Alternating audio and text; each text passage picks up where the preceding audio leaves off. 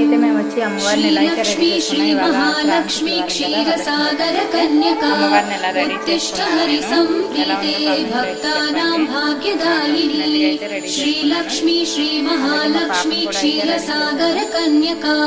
ఉత్తిష్ట హరి సంప్రీతే భక్తానాం భాగ్యదాయిని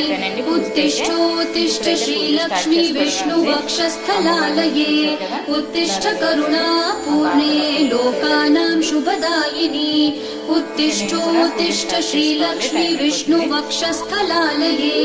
उत्तिष्ठ करुणा पूर्णे लोकानां शुभदायिनी श्रीपद्ममध्यवसिते वरपद्मनेत्रे श्रीपद्महस्तचिरपूजित पद्मपादे श्रीपद्मजात जननी शुभपद्मवक्त्रे श्रीलक्ष्मी भक्तवरदे तव सुप्रभातम् श्रीपद्ममध्यवसिते वरपद्मनेत्रे श्रीपद्महस्तचिरपूजित पद्मपादे श्रीपद्मजात जननी शुभपद्मवक्त्रे